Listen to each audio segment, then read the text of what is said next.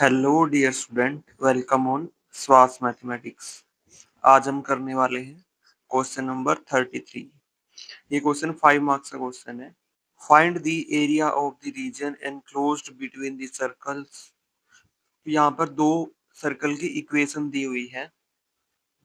एक सर्कल ये है और एक सर्कल ये है।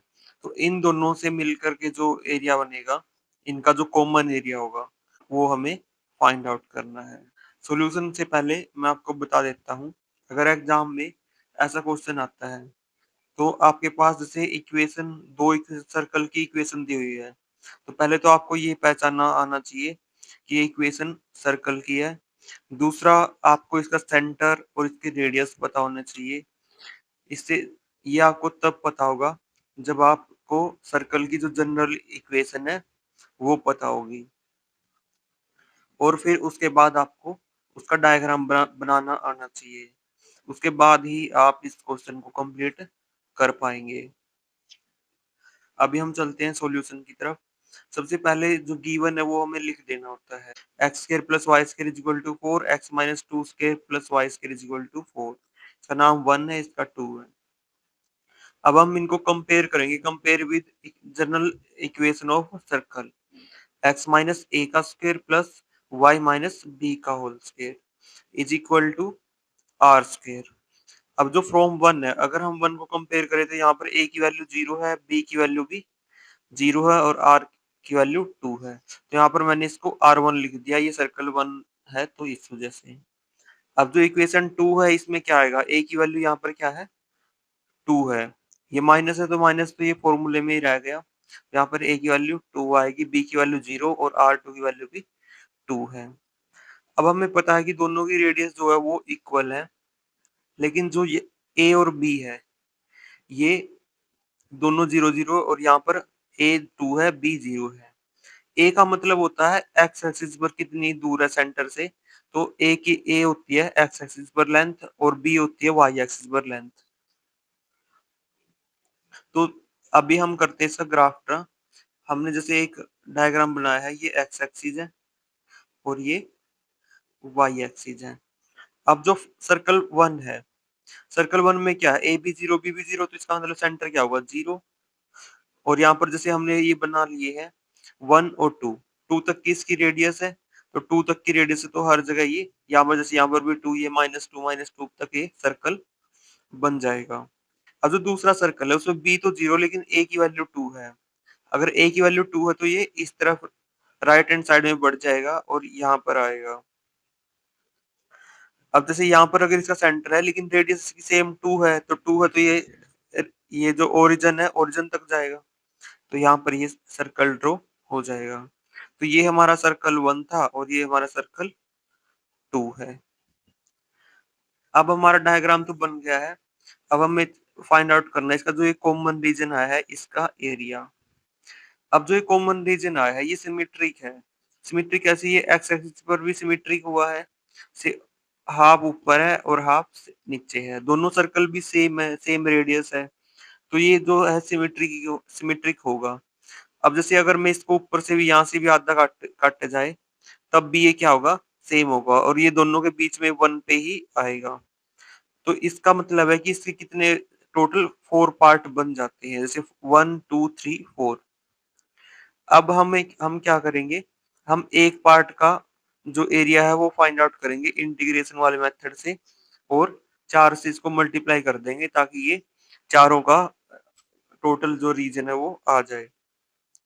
तो इसमें हमारे पास दो ऑप्शन है, या तो हम इसका निकाल सकते हैं या फिर हम इस रीजन का निकाल सकते हैं।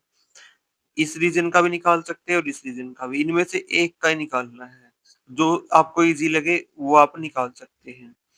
अभी देखिए, इसमें आगे हमें लिखना required area of the common region. Required area of the common region क्या आएगा, 4 से हमने बार मल्टीप्लाई कर दिया, इंटीग्रेशन। अब हम पहली स्टेप इसका निकालेंगे, पहला जो रीजन है इसका। तो ये कहां से कहां तक जा रहा है एक्स एक्सिस में, 0 टू 1, 0 टू 1 लिख देंगे।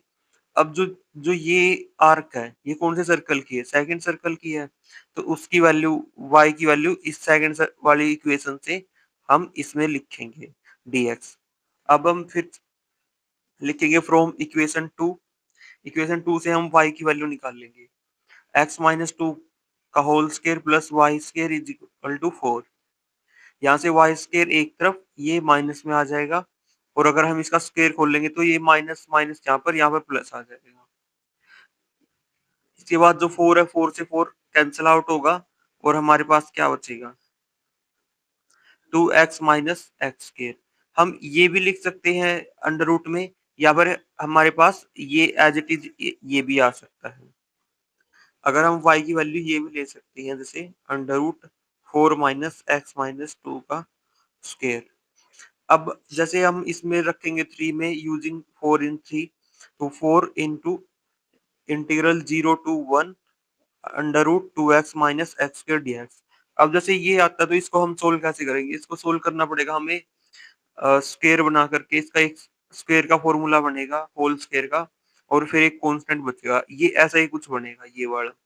तो ये वाला आने के बाद फिर हम वही फॉर्मूला लगाएंगे, एक्स स्क्वायर ए स्क्वायर माइनस एक्स स्क्वायर के का जो इंटीग्रेशन का फॉर्मूला होता है उससे हम करेंगे। लेकिन जैसे यहाँ पर x माइनस 2 आ रहा है, तो ये थोड़ा सा हमें कॉम्प्लिकेटेड हो लगेगा, क्योंकि यहाँ पर कॉम्प्लिकेटेड हो जाएगा ये, क्योंकि इसकी वैल्यू रखते टाइम में हमें और आगे भी जैसे x इज पर x माइनस 2 हमें रखना पड़ेगा। तो अगर आप इससे नहीं करना चाहते तो आप क्या कर सकते हैं, जो दूसरे वाला है, ये वाला एरिया है, तो आप इसका भी निकाल सकते हैं, क्योंकि यहाँ पर हमारे पास क्या आ जाएगा, सर्कल फर्स्ट आ जाएगा, और सर्कल जो पहले वाला सर्कल है इसकी जो इक्वेशन है वो इजी दी हुई है, तो हम इसका भी उपयोग कर सकते हैं। जैसे अब अदर ऑप्शन में मैंने क्या किया, जैसे area is equal to 4 into, अब जैसे ये जो सेकंड रीजन है कहाँ से कहाँ तक है, 1 टू 2, और यहाँ पर कौन सी लगती है आर्क, इक्वेश ये सर्कल फर्स्ट की, तो ये y dx आ जाएगा। फिर फ्रॉम 1, अब 1 से हम y की वैल्यू निकाल लेंगे, y is equal to under root 4 minus x के। ये डायरेक्ट भी है और इजी, फॉर्मूला लगाने में भी इजी है। तो इसको हम रख देंगे इक्वेशन इसमें 5 में। तो इक्वेशन 5 में रखने पर क्या होगा, area is equal to 4 into integral in 1 to 2 under root 4 minus x के dx। अब हमारे पास इसका क्या फॉर्मूला होता है, इसको खोलने का फॉर्मूला होता है a under root a square minus x square का x by 2 under root same plus x by a x by 2 sine inverse x by a plus c होता है। अब यहाँ पर definite integral c cancel out हो जाएगा, तो यहाँ पर क्या आएगा, 4 बार आ जाएगा, और इसका जो इंटीग्रेशन है वो क्या होगा, एक्स बाई 2 अंडर रूट ये सेम आ जाएगा 4 minus x square plus 4 by 2, जो ये है ए स्क्र बाई 2, यहाँ पर ए स्क्र बाई 2 होता है, तो 4 by 2 sine inverse x by 2 आ जाएगा। तो ए की जगह पे क्या है, यहाँ पर 2 है। फिर इसकी लिमिट आ जाएगी 1 टू 2। अब हमें कुछ भी नहीं करना, बस इसकी लिमिट रखनी है और 4 से मल्टीप्लाई करना है। अब जैसे इसकी लिमिट हम अगर हम 2 रखते हैं, 2 रखने पर ये क्या हो जाएगा, 4 माइनस 4 जीरो, ये जीरो हो जाएगा, और यहाँ पर हमारा क्या बचेगा 2, और ये साइन इनवर्स 2 बाई 2 क्या हो 1, तो यहाँ पर क्या आ जाएगा पाई बाई 2। तो अभी हम देखते हैं,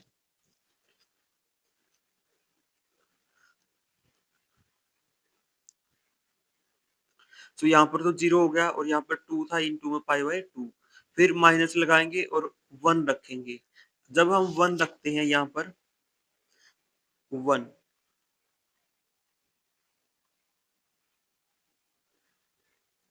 यहाँ पर 1 रखेंगे, यहाँ पर भी 1, यहाँ पर 1 बाई 2 आएगा, और यहाँ पर 1 रखने से अंडर रूट 3 आएगा, तो ये अंडर रूट 3 बाई 2 आ जाएगा, और यहाँ पर 1 रखने से साइन इनवर्स 1 बाई 2, तो ये पाई बाई 6 होगा, और ये 2 होगा।